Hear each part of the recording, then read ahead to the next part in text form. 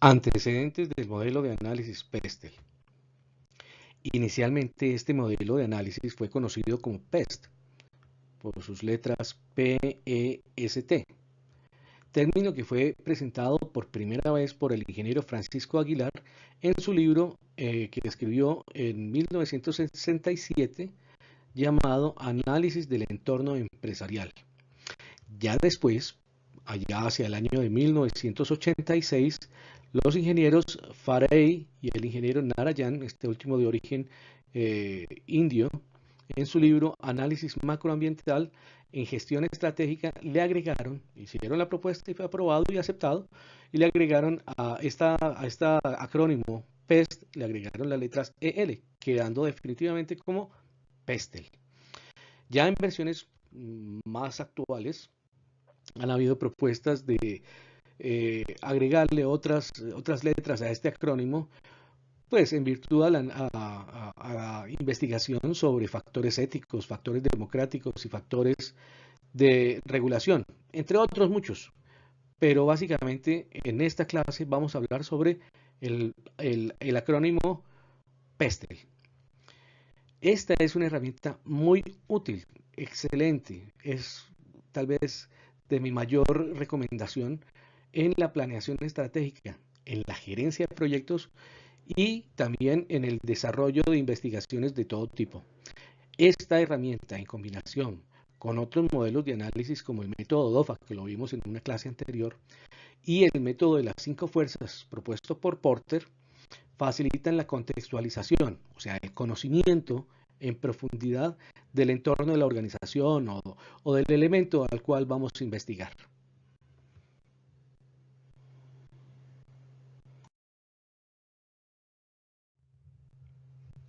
Bueno, continuando en la explicación sobre qué es el modelo de análisis PESTEL, voy a dar a conocer a ustedes cada una de las partes del acrónimo PESTEL, iniciando por la P.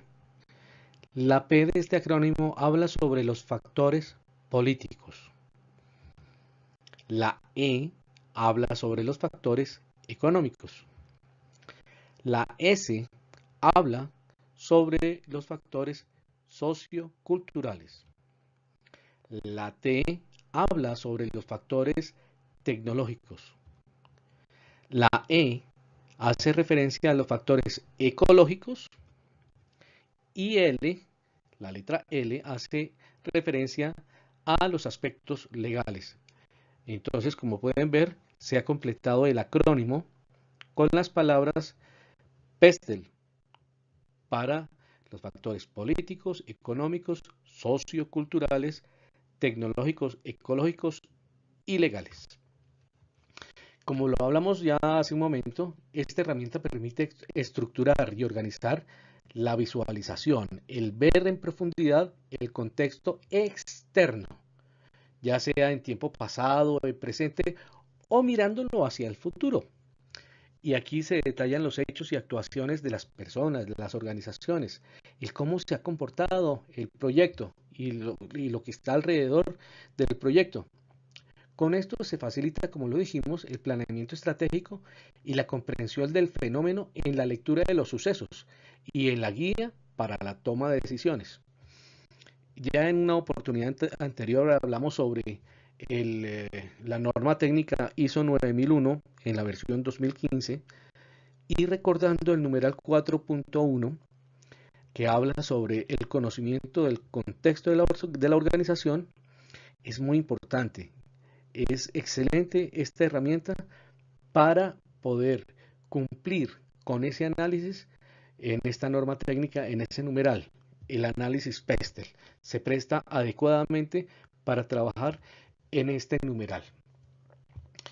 El acertado análisis con este método ofrece un espectro mucho más amplio, mejorando las capacidades de respuesta y la adaptación a los cambios que se deducen. O sea, es predictiva.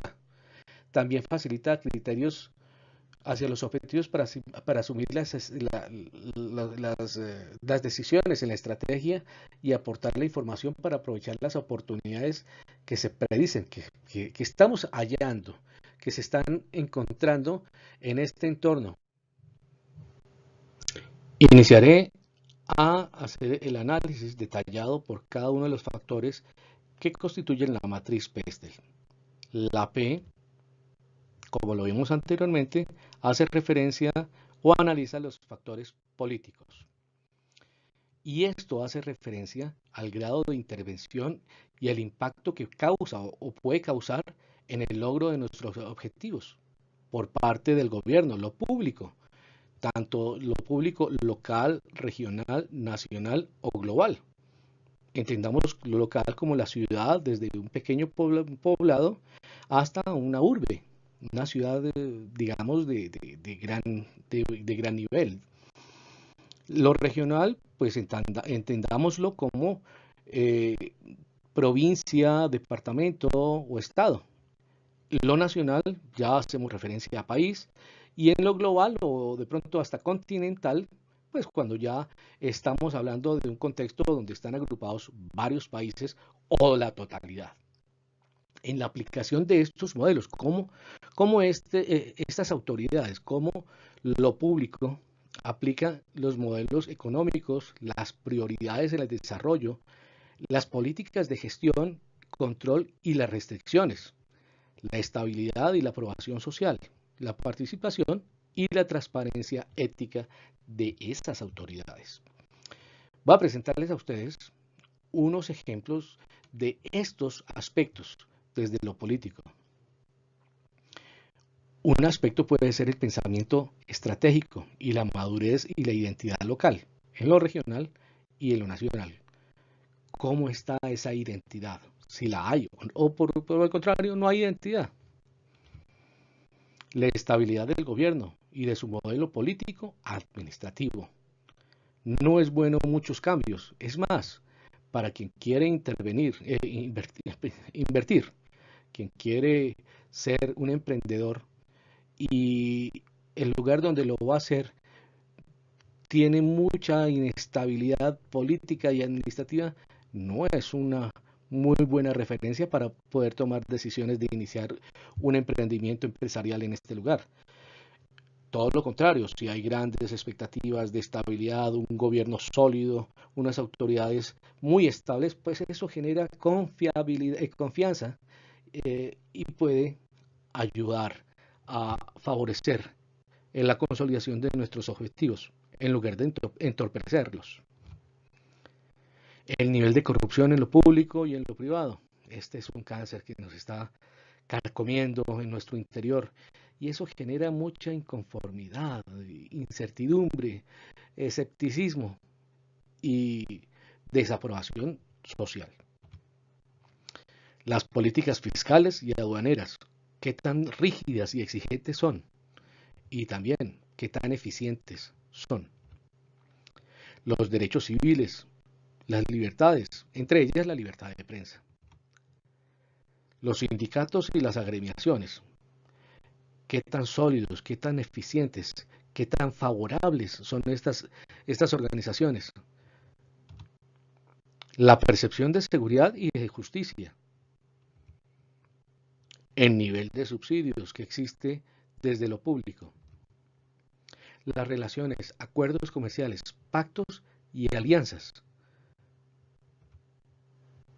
Y los conflictos sociales, religiosos, étnicos, laborales y cualquier otra clase de conflicto. Todo esto desde lo político nos puede beneficiar o nos puede afectar y nos puede orientar en la toma de una decisión hacia nuestro emprendimiento empresarial.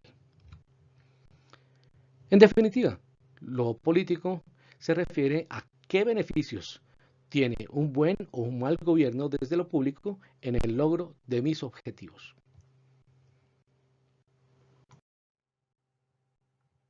Los factores desde lo económico. Vale bien la pena aclarar que este factor tiene un gran impacto sobre la toma de las decisiones. Implica la observación y el análisis sobre los resultados macroeconómicos, las cifras grandes, los números que nos reflejan el comportamiento de la economía, las dinámicas de desarrollo y los ciclos económicos presentes.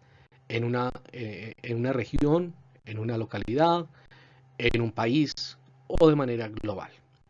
También se deben observar los escenarios económicos actuales, los pasados y los futuros, y la eficacia o el desacierto, los errores en las políticas y en los modelos aplicados de desarrollo. Y los ejemplos pueden ser las cifras que se tienen sobre las tasas de crecimiento, la tasa de interés, la inflación, el tipo de cambio, el PIB o Producto Interno Bruto, el acceso y el valor del crédito, los niveles de desempleo, el déficit del presupuesto oficial, la vitalidad del mercado de valores, las tasas de cambio, incentivos de emprendimiento, tratados comerciales y beneficios mercantiles con otras regiones, con otros países globales o continentales. Disponibilidad y acceso a los recursos. La protección del patrimonio intelectual y la marca.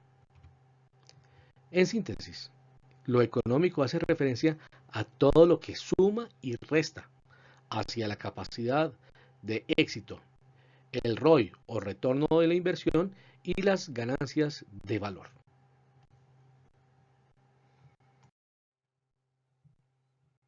Ya en los factores socioculturales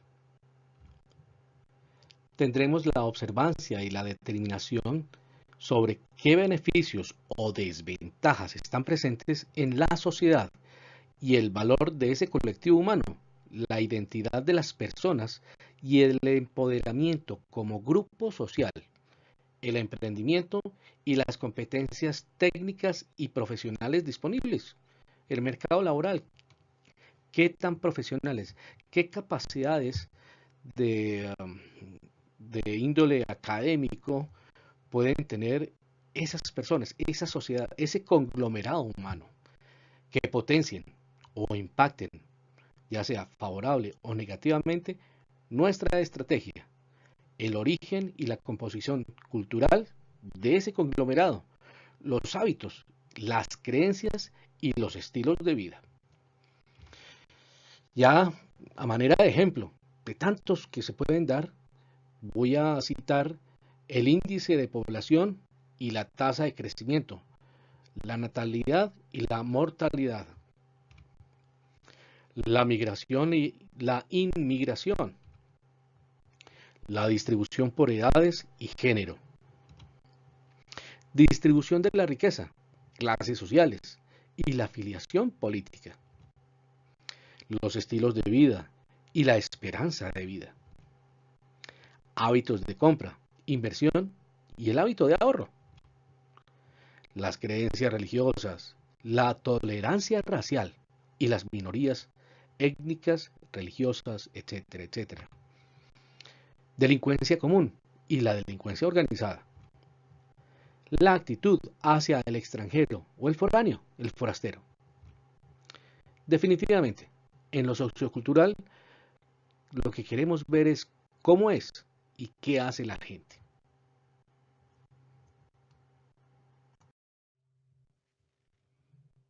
Bueno, pues bien, hemos llegado a los factores tecnológicos.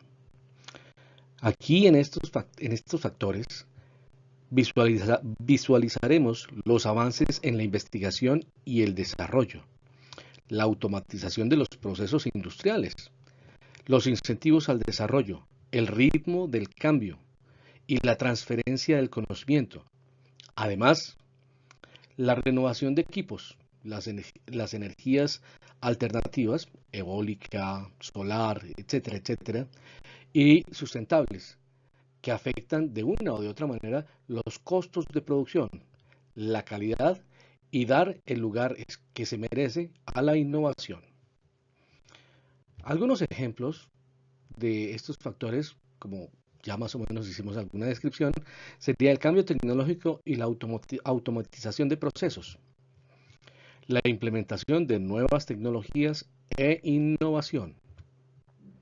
La cobertura y fortaleza del Internet y las comunicaciones. ¿Qué tan confiables son esas redes? ¿Qué tan estables? ¿Y hasta dónde pueden llegar a extenderse esas coberturas? Los servicios públicos y la generación de energía limpia.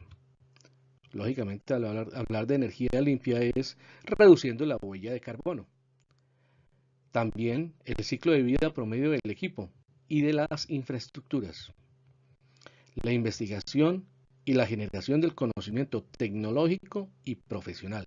¿Qué tanto impulso, qué tanto compromiso existe en el Estado, en las organizaciones, hasta en las mismas personas, para la generación del conocimiento y el desarrollo de las competencias profesionales de ese capital o ese recurso humano que va a desarrollar o va a impulsar, a fomentar esa innovación tecnológica dentro de las organizaciones? En definitiva, la tecnología es el motor de cambio.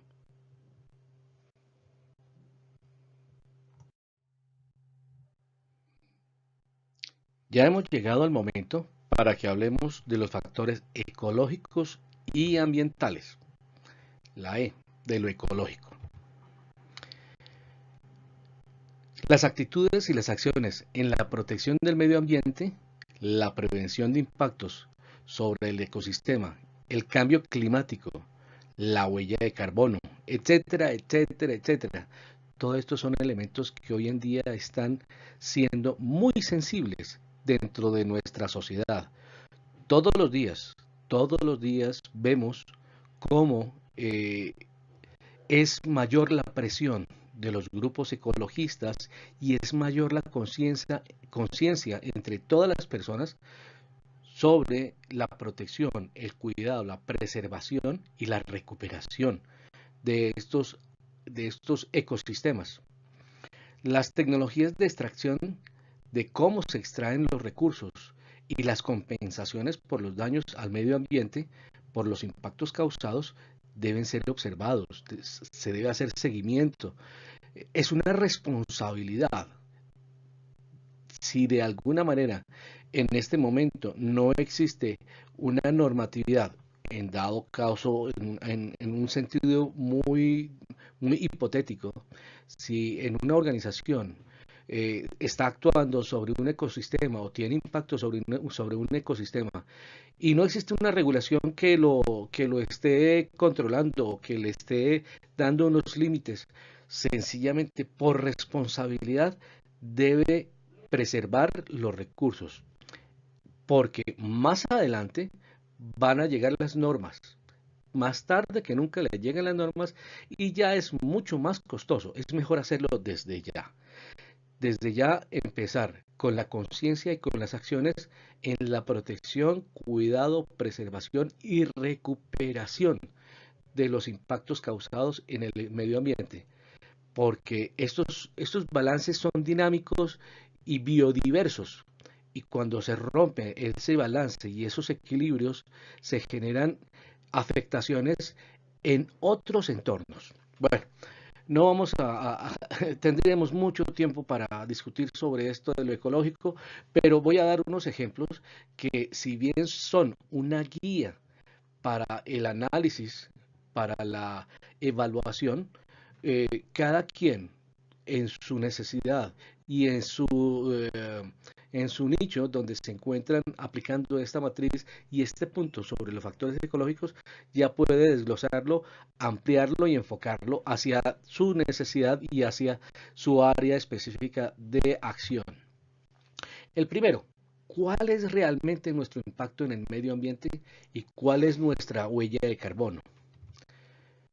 También la conciencia ambiental y la protección responsable de los recursos, como lo estamos mencionando hace un instante. Las reservas ambientales y las zonas protegidas existen, se están respetando.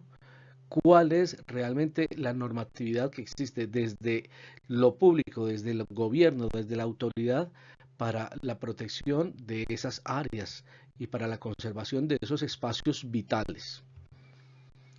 El comportamiento del clima, ¿cuál es? ¿Cómo se ha traducido estas variaciones? ¿Y cuál sería el impacto que nos puede causar en nuestra organización y en el logro de nuestros objetivos? Desastres naturales, ¿cuáles han sido? La historia, los antecedentes y la visualización futura de posibles impactos causados por desastres naturales. Estándares y cultura del reciclaje. ¿Estamos reciclando? ¿Estamos reusando y reutilizando los recursos? ¿O sencillamente estamos dejando todo al desperdicio? Hay que preservar. Los recursos no son, no son, eh, ¿cómo lo diría? Para siempre.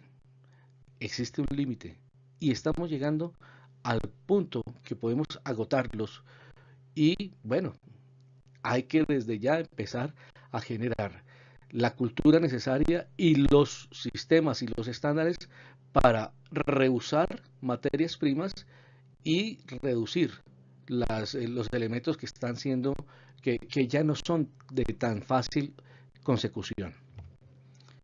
Innovación en energía limpia y renovable. Contaminación del aire, la contaminación de los suelos, las aguas, el ruido. El ruido es un fenómeno de contaminación de muchísimo impacto. La contaminación visual, el espectro electromagnético, toda nuestra actividad humana está generando una polución que nosotros no la vemos, pero toda esta generación de energía y radiación, emisoras de radio, televisión, rayos X, todos los equipos electrónicos generan radiación y esto también afecta al medio ambiente.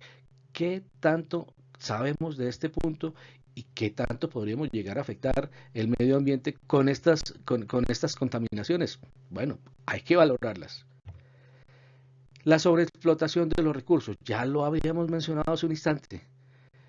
Los recursos, los elementos que tenemos en la naturaleza son agotables. Y bueno, si existe un límite de esos recursos, ¿cuáles van a ser los sustitutos y cuál va a ser el reuso de esas materias primas que hemos dejado como desperdicio? Pues ahora hay que pensar en reusarlas, reutilizarlas. Para no ir más lejos, los aspectos de los factores ecológicos y ambientales son el patrimonio de la humanidad y este está en peligro. ¿Cómo actuamos nosotros y los demás en este asunto?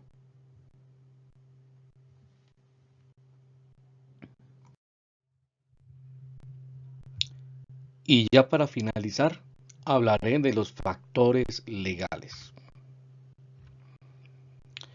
La observación de toda la ley y las normas, tanto desde lo local, lo regional, lo nacional y hasta lo global, que tenga relación directa o indirecta sobre nuestra actividad de producción.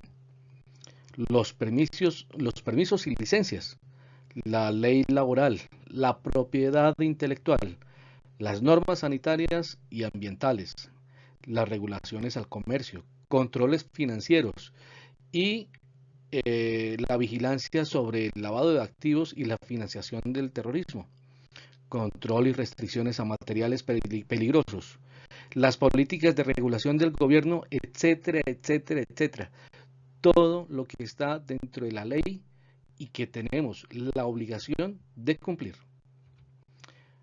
Los ejemplos pueden ser para esta evaluación, para este análisis, desde el factor legal es la estabilidad de la legalidad.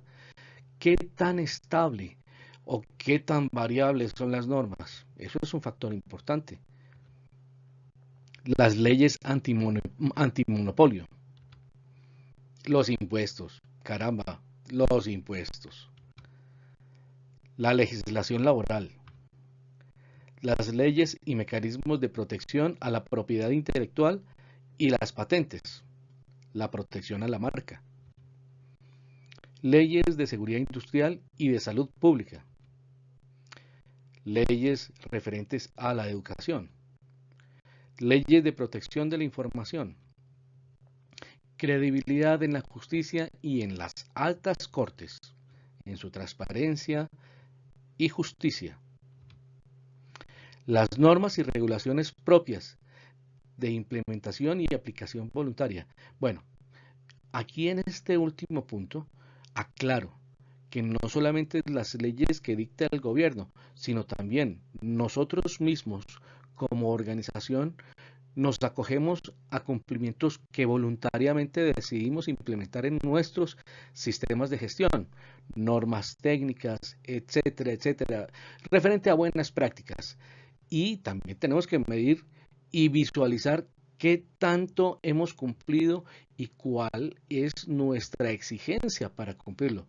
Porque todo eso está sujeto, está ligado, está amarrado a nuestra estrategia y al logro y alcance de nuestros objetivos. Pues porque si no, no nos impondríamos exigencias para nuestra operación, para nuestro funcionamiento como organización. En síntesis, los cumplimientos son elemento esencial del buen desempeño. No cumplir, fallar, olvidar o hacer caso omiso a una norma, a una ley, a una imposición, nos puede poner en grave riesgo de multas, sanciones, penalidades y en el peor de los casos hasta la desaparición como organización. Es de muchísimo cuidado.